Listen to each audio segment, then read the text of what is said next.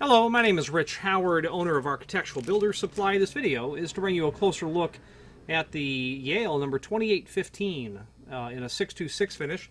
This is a strike plate. They say for a mortise lock. Cut it out of the packaging here and take a closer look at it.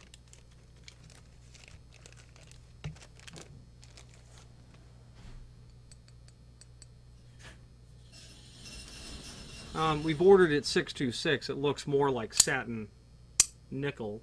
It's obviously made of steel. They likely use the same finish for satin chrome, stainless, or satin nickel. Well, it wouldn't be stainless. Now, this is a typical 4 7/8 strike. The overall height of the strike is 4 7/8, and that's going to be the standard that you'll have on a hollow metal frame. The overall width of the strike is about 1 inch and 7/8. Okay, about 1 inch and 7/8. However, the way that strikes are measured is the center line of the screw hole to the edge of the lip. That's about 1 1/4 inches. Okay, that's the normal. That is how strikes are measured. Overall length of the lip, just for reference sake, 3 3/8. Now, this prep in the strike itself. Some people ask what that is. Let's measure it. About 2 3/4, with an overall width of about 11/16. Now, there is a link below this video to the cut sheet for this item, and let's take a look at it. Okay, so here's the item that we're looking at, and the cut sheet in particular is mentioned here. Strikes. The Yale 8800 series mortise lock are supplied standard with a 2815 curved lip strike, 1 1/4 inch lip length. Okay.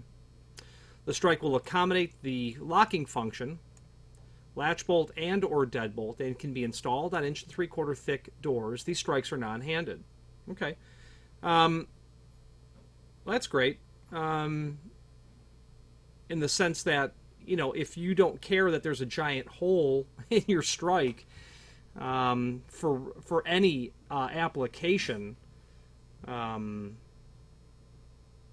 for any function, passage, all the way up to, you know, double keyed deadbolt function type lock sets.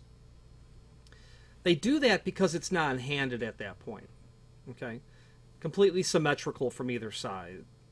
Now, the standard is 1 1/4 inch lip length. You can order other lip lengths. 1 1/4 inch is standard, and that's going to work in almost all instances.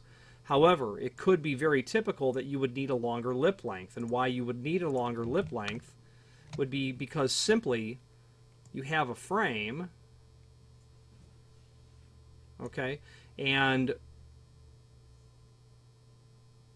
you for a number of reasons. You could simply have an inset where the inset from the face of the frame to the face of the door is typically about 3/32 of an inch. Well, what if that was 1/2 inch?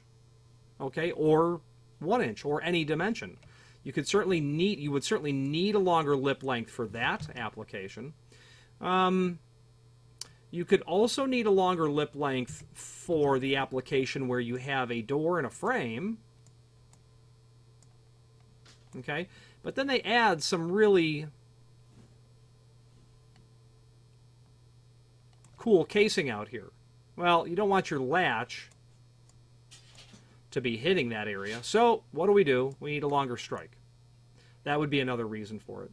Okay, so 1 1/4 inch is going to be standard, but be mindful that you might need something else. You can also order a flat lip strike, and a flat lip strike could be very appropriate, especially in the 7/8 size. Now, why would we use that? Why you would use that would be this situation. Pair of doors.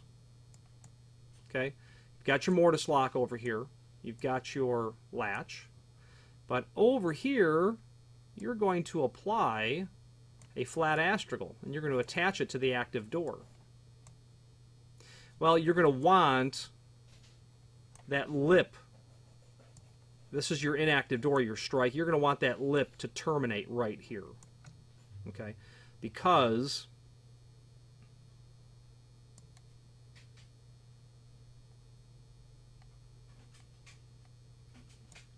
center line of the hole to the edge of the lip is 7/8. So you might use it in that application when you need to have it completely flush with the face of the door. Okay.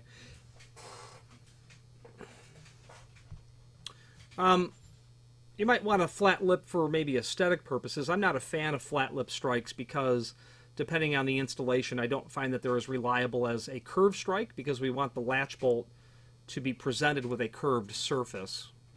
Okay. But you might need a flat lip strike for that sort of reason where you are applying an astragal. Okay. And then also on this unit is mentioned an open back strike. Those go with locks and exit devices. Different conversation.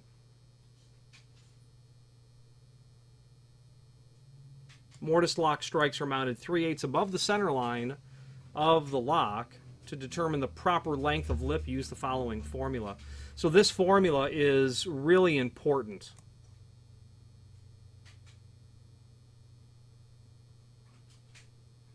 And this is the formula that really is taught in door hardware industry classes. Half of the door thickness plus a 1/16 inset plus trim thickness plus 1/8 of an inch for flat or 1/4 for curved. Let's take a stare at that. I'm going to move that over here. I'm going to define it this way. Your door thickness, half of your door thickness.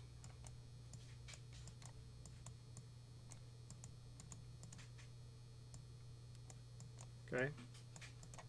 7/8. Plus, so we got 7/8. Plus 1/16 of an inch inset. Now, I said 3/32 earlier. So your door sits here, and they're saying the face of the frame to the face of the door is a 1/16. Okay? Could be. Plus the trim thickness. So anything that's going to be added out here, you add that thickness. In a typical hollow metal frame, you're not going to have anything, but you could. If you had a wood frame, you know, if you had a wood frame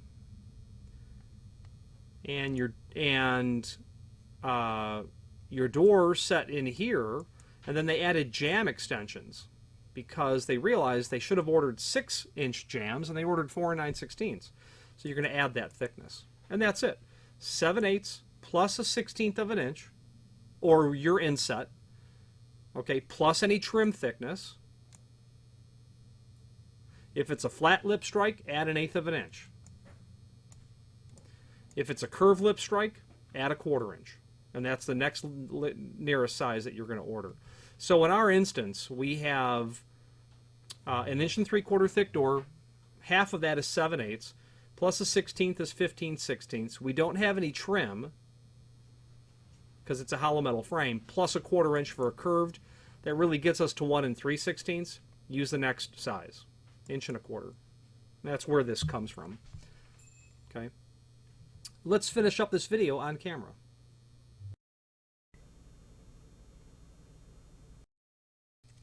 Okay, so, you know, the size is certainly a good size. You'll use this with a hollow metal frame. Be mindful, I don't know if the standard locks will come with a dust box or not. But when you're dealing with a strike like this that has such a huge hole in it, if you have a drywall frame, you're going to want a drywall hollow metal frame. You're going to want a dust box. So be sure to pick up the dust box in your part number for your lock. I'm not a fan of these huge holes because they just, you know, they make them non-handed, and then they make them. Every lock gets one of these. Think about the functions. How many functions will you have? You'll have locks that don't have deadbolts and those that do have deadbolts. Then you'll have lefts and rights. Okay, the holes that you would have for deadbolts and latches are actually different. Not only are they different sized holes, but they're positioned differently on the strike in some instances, or they should be in all instances. Anyway, so I would prefer the strikes be handed and properly fit, but in my quick look at the catalog, I don't see that. Speaking of the catalog, there is a link below this video to the manufacturer's page where you can pull up not only all of the Yale products that we sell, but also a link to the manufacturer's website, as well as a link to the full product catalog.